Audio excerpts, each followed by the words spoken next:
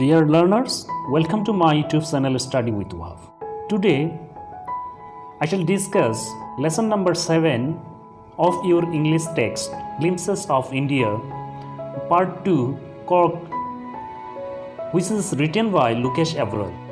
This is a very good lesson to know about the natural sceneries and cultural heritage about the Cork of Karnataka state.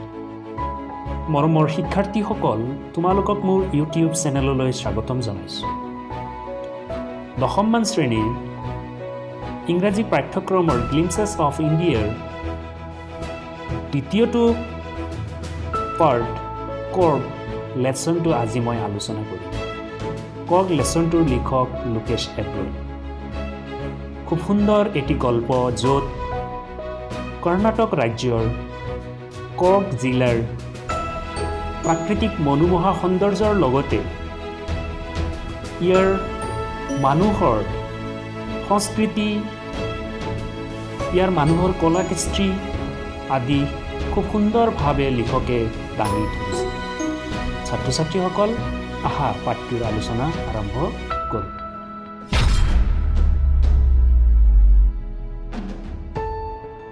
The first sentence of the lesson is Cork is coffee country, famous for its rainforest and spices. So let us see some pictures. This is the picture of coffee tree, rainforest, and now the different kind of spices. So in this lesson, the writer Lukesh Abrol described the whole scenery of the Cork. মৰমৰ ছাত্ৰ ছাত্ৰীসকল, cork কফিৰ দেশ বুলি কোৱা হয়। বৰ্ষাৰণ্য আৰু বিভিন্ন প্ৰজাতিৰ মছলাৰ বাবে গোটেই বিশ্বতে বিখ্যাত। তোমালোকে নিশ্চয় বুজি পালা। Midway between Mysore and the coastal town of Mangalore sits a piece of heaven that must have drifted from the kingdom of God. First two sentences of this lesson, midway between Mysore and coastal town of Mangalore sits a piece of heaven that must have drifted from the kingdom of God. Let us see the some word meaning. Coastal, off or near a coast. Drifted, have been carried along gently by air. This is the map of Cork district of Karnataka. Dear learners, in this map you have seen Mangalore situated coast area of Arabian Sea and Mysore with the boundary with Karnataka. Dear student, Cork is the place which is situated between Mangalore and Mysore. The map is very clear. You have seen in this map, Cork district is between the Mysore and Mangalore. Mangalore is situated on the bank of Arabian Sea. মৰমৰ শিক্ষাৰ্থীসকল, মহীশূৰ আৰু coastal town অৰ্থাৎ উপকূলীয় চহৰ মংগলোৰৰ মাজত অৱস্থিত cork. A piece of heaven. The writer called the place Cork piece of heaven. স্বৰ্গৰ এটা টুকুৰা বুলি কোৱা হৈছে, স্বৰ্গৰ অংশ বুলি কোৱা হৈছে। Must have drifted from the kingdom of God. ভগৱানৰ সাম্ৰাজ্যৰ পৰা তাক তুলি আনি তাতে বহাই দিয়া হৈছে। So the Cork is so much beautiful place having natural sceneries which is situated between Mysore and Mangalore. ছাত্ৰ ছাত্ৰীসকল, ভগৱানৰ সাম্ৰাজ্যৰ এটা টুকুৰাৰ লগত তুলনা কৰিছে লিখকে। মই আশা কৰোঁ তোমালোকে এই চেণ্টেন্স দুটা নিশ্চয় বুজি পালা। This land of rolling hills is inhabited by a proud race of martial men, beautiful women and wild creatures. Martial, having to do with war, যুদ্ধ সম্পৰ্কীয়। Wild creatures, forest animals. হাবি বননিত থকা জীৱ-জন্তু। Let us see some pictures here having a group of people of Korg showing their martial art, and another pictures the rolling hill. The Korg is full of land of rolling hills. Pahar bilak ki rolling edholia is inhabited bokhotipurno by a proud eta gaurabanito gaurav koribo pora race jati of martial men juddha manu jihokol manu juddhot pakoi teonlok martial buli koa hoy. Beautiful women and wild creatures aru jot ki ase bibhinno dhoroner bonoria jibo-jonture bhorpur eta thai. Rolling hills cover whole district of Korg and the place where martial men are found, য'ত নেকি বিভিন্ন যুদ্ধ ক্ষেত্ৰত পাকৈত মানুহবিলাকৰ এটা জাতি বসবাস কৰে। তেওঁলোকৰ মহিলা মানুহ খুবেই ধুনীয়া ওয়াইল্ড ক্ৰিয়েচাৰ্ছ আৰু যি ঠাই ভৰি আছে বনৰীয়া জীৱ-জন্তুৰে। Where you have seen the women playing their traditional dance and some other pictures the beautiful natural landscape of Korg. তোমালোকে নিশ্চয় বুজি পালা যে এই Korg নামৰ ঠাইখন কিমান ধুনীয়া কিমান সুন্দৰ আৰু প্ৰাকৃতিক সৌন্দৰ্যৰে মনোমোহা। Korg or Kodagu, the smallest district of Karnataka, is home to evergreen rainforest, spices and coffee plantations. Evergreen rainforest cover 30% of this district. During the monsoons, it pours enough to keep many visitors away. The season of joy commences from September and continues till March. Dear learners, spices, বিভিন্ন প্ৰজাতিৰ মছলা। ছাত্ৰ-ছাত্ৰীসকল, Korg নাইবা Kodagu, the smallest district, আটাইতকৈ সৰু জিলা of Karnataka, Karnataka ৰাজ্য, is home to evergreen rainforest. যি ঠাইক চিৰসেউজীয়া বৰ্ষাৰণ্যৰ গৃহ বুলি কোৱা হৈছে, য'ত নেকি চিৰসেউজীয়া বৰ্ষাৰণ্য পোৱা যায়। স্পাইচেছ, বিভিন্ন প্ৰজাতিৰ মছলাবিলাক পোৱা যায়। এণ্ড কফি প্লাণ্টেশ্যনছ, যথেষ্ট পৰিমাণে কফিৰ খেতিও কৰা হয়। কফিৰ গছ যথেষ্ট পৰিমাণে তাত পোৱা যায়। Evergreen rainforest cover 30% of the district. চিৰসেউজীয়া বৰ্ষাৰণ্যই এই জিলাৰ প্ৰায় 30% অধিকাৰ কৰি আছে। অৰ্থাৎ জিলাৰ Korg নাইবা Kodagu জিলাৰ 30% ঠাই চিৰসেউজীয়া বৰ্ষাৰণ্যৰে ভৰি আছে। ডিউৰিং দ্য মনচুন অৰ্থাৎ মৌচুমী কালত it pours enough to keep many visitors away. It pours enough to keep many visitors away. যিসকল বিদেশৰ পৰা অন্যান্য ঠাইৰ পৰা যিসকল পৰ্যটক ইয়াৰ প্ৰাকৃতিক সৌন্দৰ্য নাইবা মনোমোহা নেচাৰেল চিনাৰিজ উপভোগ কৰিব আহে, তেওঁলোকক মৌচুমী কালত তেওঁলোকক অলপ আঁতৰত ৰখা হয়। কিপ মেনি ভিজিটৰ্ছ এৱে, দূৰত ৰখা হয়, কাৰণ যথেষ্ট পৰিমাণে তাত কি হয়, বৰষুণ হয়। Korg জিলাত পৰ্যটকসকল মৌচুমী কালত আহাটো সম্ভৱ নহয়, কাৰণ তাত যথেষ্ট পৰিমাণে বৰষুণ হয়। দ্য ছিজন অফ জয়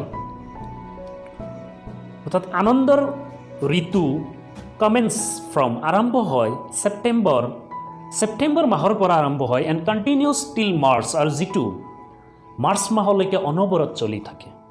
অৰ্থাৎ ছেপ্টেম্বৰৰ পৰা মাৰ্চ মাহলৈকে তাত পৰ্যটকৰ যথেষ্ট পৰিমাণে আহে, কিন্তু মৌচুমী কালত পৰ্যটক নাহে। স্ক্ৰীনত তোমালোকে কিছুমান পিকচাৰ দেখা পাইছা, বৰষুণ হৈ থকা ছবি দুখনমান দিয়া হৈছে। Korg অঞ্চলৰ যথেষ্ট পৰিমাণে বৰষুণ হয়, আৰু এই বৰষুণৰ কাৰণে মৌচুমী কালত পৰ্যটকসকল ইয়ালৈ আহিব নোৱাৰে। মৰমৰ ছাত্ৰ-ছাত্ৰীসকল তোমালোকে নিশ্চয় পেৰাগ্ৰাফটো বুজি পালা The weather is perfect with some showers thrown in for good measure. The air breathes of invigorating coffee. Showers, light fall of rain and snow. পাতল বৰষুণৰ টোপাল নাইবা বৰষুণ হোৱাৰ আগতে পাতল পাতল যিবিলাক টোপাল পৰে নাইবা বৰফৰ টুকুৰা সৰু সৰু যিবিলাক আকাশৰ পৰা পৰে Invigorating, making one feel strong, healthy and full of energy. কোনোবা মানুহ এজনক শক্তিশালী হোৱা বুজায় strong, healthy. Some pictures you have seen on your skin that the coffee trees of Cork district. The weather is perfect. বতৰ যেতিয়া ফৰকাল হয় the some showers thrown in for good measures. ফৰকাল বতৰৰ সময়ত সৰু সৰু বৰষুণৰ টোপাল নাইবা বৰফৰ টুকুৰাবিলাক তাতে পৰে The air breaths of invigorating coffee. বতাহত কফিৰ যি সোৱাদ কফিৰ যি সুগন্ধি বৈ যায় আৰু তাৰ সৰু সৰু বৰষুণৰ টোপালবিলাক পৰি থাকে So this is the very beautiful place in the world. লিখকৰ এই বৰ্ণনাৰ জৰিয়তে তেওঁ দাঙি ধৰিছে যে পৃথিৱীৰ ভিতৰত প্ৰাকৃতিক সৌন্দৰ্যৰে মনোমোহা এটা ঠাই হ'ল cork district of Karnataka Coffee estates and colonial bungalows stand tucked under tree canopies in prime corners. Canopies, roof-like coverings that form shelters.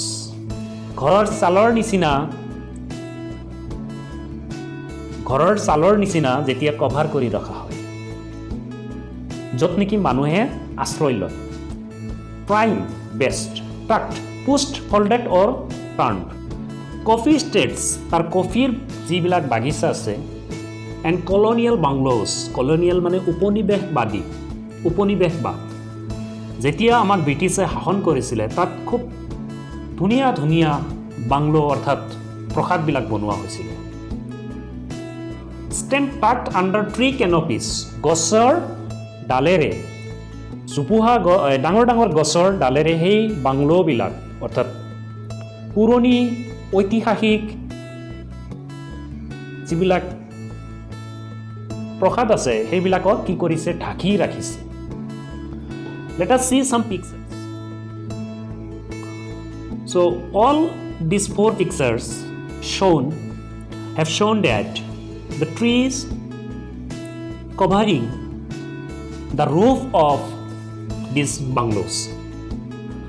এই পিকচাৰ চাৰিটা তোমালোকে লক্ষ্য কৰিছা গছৰ ডালবিলাকে ডাঙৰ ডাঙৰ ওখ ওখ গছবিলাকে এই বাংলো অৰ্থাৎ প্ৰসাদবিলাকক কেনেকুৱাকৈ ঢাকি ৰাখিছে The fiercely independent people of Cork are possibly of Greek or Arabic descent. As one story goes, a part of Alexander's army moved south along the coast and settled here when Britain became impractical. ছাত্ৰ-ছাত্ৰীসকল fiercely aggressive manner পৰাক্ৰমী যোদ্ধা descent বংশধৰ impractical অব্যৱহাৰিক The fiercely independent people, তেওঁলোক পৰাক্ৰমী যোদ্ধা স্বাধীন মানুহ cork are possibly of Greek সম্ভৱতঃ তেওঁলোক গ্ৰীক নাইবা এৰাবিক ডিচেণ্ট আৰবীয় মূলৰ বা আৰবীয় বংশধৰ সেই পৰাক্ৰমী মানুহসকল কৰ্ক ডিষ্ট্ৰিক্টৰ পৰাক্ৰমী মানুহসকল সম্ভৱতঃ গ্ৰীক নাইবা আৰবীয় মূলৰ বুলি লিখকে কৈছে As one story goes, এটা কাহিনী বা ঘটনাৰ পৰা জানিব পাৰি a part of Alexander's army moved Alexander যেতিয়া ভাৰত আক্ৰমণ কৰিছিলে তেওঁৰ সৈন্যবাহিনীৰ এটা অংশ moved south দক্ষিণলৈ গতি কৰিছিল along the coast উপকূল অঞ্চলেদি and settled আৰু তেওঁলোকে তাতে বসতি পাতিছিল when return became impractical আৰু যেতিয়া তেওঁলোক ঘূৰি যোৱাটো তেওঁলোকৰ কাৰণে অসম্ভৱ আছিলে তেওঁলোকে তাত বসতি কৰা আৰম্ভ কৰিছিল মৰমৰ ছাত্ৰ ছাত্ৰীসকল আলেকজেণ্ডাৰৰ লগত যিসকল সৈন্যবাহিনী আহিছিলে তাৰ এটা অংশ সাগৰৰ উপকূল অঞ্চলেদি ভাৰতবৰ্ষৰ দক্ষিণাত্য অঞ্চললৈ গতি কৰিছিল আৰু এটা সময়ত তেওঁলোকে তাতে বসতি পাতিছিল কিয়নো তেওঁলোকৰ নিজৰ দেশলৈ ঘূৰি যোৱাটো সম্ভৱ নাছিল Dear student friends, see some pictures here. Greek, সেই সময়ৰ গ্ৰীক এম্পায়াৰ অৰ্থাৎ গ্ৰীক সাম্ৰাজ্য তোমালোকে ৰেড কাৰ্চিন দেখা পাইছা এইটো হৈছে গ্ৰীচৰ পৰা তেওঁলোকে যাত্ৰা আৰম্ভ কৰিছিল তেওঁলোকে আৰবিয়ান সভ্যতা বেবলিয়ান সভ্যতা নাইবা পাৰ্চিয়ান সভ্যতাৰ মাজেৰে তেওঁলোকে আহি নেক্সট তোমালোকে ট্ৰায়াঙ্গুলাৰ নিচিনা দেখা পাইছা ইণ্ডিয়া ভাৰতবৰ্ষৰ সেই ঠাইত আহি আশ্ৰয় লৈছিল So from this map the Kogi people had come from Greece and they settled here in the district of Karnataka namely Cork নামৰ ঠাইত তেওঁলোক settle হৈছিল The people married amongst the locals and their culture is apparent in the martial traditions marriage and religious rites which are distinct from the Hindu mainstream. মৰমৰ ছাত্ৰ ছাত্ৰীসকল these people married amongst the locals. সেই মানুহসকল ইয়াত যে বসতি আৰম্ভ কৰিছিল তেওঁলোক থলুৱা মানুহৰ লগত বিয়া বাৰু পাতিছিল and their culture is apparent আৰু হিহঁতৰ কালচাৰ সুকীয়া আছিল স্বকীয় তেওঁলোকৰ সংস্কৃতি আছিল এই সুকীয়া সংস্কৃতি in the martial traditions marriage and religious rites তেওঁলোকৰ মাৰ্চিয়েল অৰ্থাৎ যুদ্ধগত যি পৰম্পৰা আছিলে পৰম্পৰাগত পোচাকবিলাক মেৰিজ বিবাহ নাইবা বিভিন্ন ধৰণৰ ধৰ্মীয় উৎসৱ ৰাইটছ মানে ধৰ্মীয় ৰীতি নীতি পৰম্পৰা সেইবিলাক আজিলৈকে দেখা পোৱা যায় তেওঁলোক পৃথকভাৱে বজাই ৰাখিছে which are distinct from the Hindu mainstream যিবিলাক আমাৰ হিন্দু মানুহৰ মুখ্য ধাৰাৰ নাইবা ভাৰতীয় মূলৰ যিসকল হিন্দু মানুহ আছে তেওঁলোকতকৈ সম্পূৰ্ণ পৃথক কোগি মানুহসকলৰ তেওঁলোকৰ মাৰ্চিয়েল ট্ৰেডিশ্যন অৰ্থাৎ যি তেওঁলোকৰ পৰম্পৰা ধৰ্মীয় ৰীতি নীতি বিবাহ পৰ্বণ আদি সম্পূৰ্ণ আমাৰ মুখ্য ধাৰাৰ হিন্দু মানুহতকৈ পৃথক যদিও তেওঁলোকে ইয়াৰ মানুহক ইয়াত থাকি থলুৱা মানুহৰ লগত বিয়া বাৰু সম্পৰ্ক আদি স্থাপন কৰিছে So dear student friend let us see the picture of a bridegroom of Kogi people Kogi মানুহৰ এজন দৰাৰ হাজত কেনেকুৱা দেখা যায় ছবি ইয়াতে সন্নিবিষ্ট কৰা হৈছে মই আশা কৰোঁ মৰমৰ ছাত্ৰ ছাত্ৰীসকলে প্যাৰাগ্ৰাফটো বুজি পাইছে The theory of Arab origin draws support from the long back coat with an embroidered waist belt worn by the Qadhabos known as kufiya. It resembles the kufiya worn by the Arabs and the Kurd. লিখকে এই প্যাৰাগ্ৰাফটোত বৰ্ণনা কৰিছে হয়তো ক্ৰগী মানুহসকল Arabian মূলৰো হ'ব পাৰে Bros produce resembles to look like or be similar একে নিচিনা কোৰ্ট মধ্যপ্ৰাচ্যৰ মুছলমান সম্প্ৰদায়ৰ মানুহ ছাত্ৰ ছাত্ৰীসকল এই ক্ৰগী মানুহসকলে পিন্ধা ড্ৰেছ যি পৰম্পৰাগত ড্ৰেছ তোমালোকে ছবি দুখনত দেখা পাইছা ক্ৰগীসকলে পিন্ধা ড্ৰেছটো কুপিয়া বুলি কোৱা হয় কোলা দীঘল কোট লগতে কঁকালত ৱেষ্ট বেল্ট এমব্ৰইডাৰী কৰা ৱেষ্ট অৰ্থাৎ কঁকালত বেল্ট বান্ধিছে এই ড্ৰেছটোক তেওঁলোকৰ এই ড্ৰেছটো কুপিয়া বুলি জনা যায় কি বুলি জনা যায় কুপিয়া আৰু এটা পিকচাৰত এজনী মহিলা মানুহ কুফিয়া ড্ৰেছ পিন্ধা দেখা গৈছে এইটো আৰবিয়ান মূলৰ কুৰ্দীসকলে এনেকুৱা ড্ৰেছ বা পোছাক পিন্ধে চ' লিখকে এই পেৰাগ্ৰাফটোত কৈছে কগী মানুহসকল যে আৰবীয় মূলৰ ক'ৰ পৰা ছাপৰ্ট তেওঁ পাইছে বা ক'ৰ পৰা ধাৰণা কৰিব পাৰিছে কাৰণ আৰবীয় মানুহৰ যি পোছাক আৰু কগী মানুহৰ পোছাকৰ মাজত সাদৃশ্য আছে লগতে আৰু এটা কথা তোমালোকে মনত ৰাখিবা কগী মানুহসকলক কদাবাজ বুলিও কোৱা হয় কগী কদাগু নাইবা কদাবাজ বুলিও কোৱা হয় আৰবীয় মূলৰ যিসকল মানুহ আছে তেওঁলোকে পিন্ধা পোছাকৰ লগত এই কগী মানুহৰ পোছাকৰ সমিল মিল আছে মৰমৰ ছাত্ৰ ছাত্ৰীসকল আজি তোমালোকৰ কক লেছনৰ অৰ্ধেক অংশ মই আলোচনা কৰিলোঁ আশা কৰোঁ তোমালোকে নিশ্চয় বুজি পালা লগতে এই পাঠৰ বাকী অংশখিনি মই সেকেন্ড ভিডিঅ' পাৰ্টত মই আলোচনা কৰিম তোমালোকৰ এইখিনিতে যদি কিবা বুজি পোৱাত অসুবিধা নাইবা খোকোজা থাকে ভিডিঅ'টোত মোৰ ফোন নম্বৰ সন্নিৱিষ্ট কৰা আছে তোমালোকে মোক ফোনত ইমেইল আইডিত জনাবা মোৰ পাঠৰ আলোচনা তোমালোকৰ ভাল লাগিলে নিশ্চয় লাইক কমেণ্ট আৰু শ্বেয়াৰ কৰিবা লগতে মোৰ ইউটিউব চেনেলটো তোমালোকে ছাবস্ক্ৰাইব কৰিবা বুলি আশা ৰাখিলোঁ ছাত্ৰ ছাত্ৰীসকল thank you so much have a good day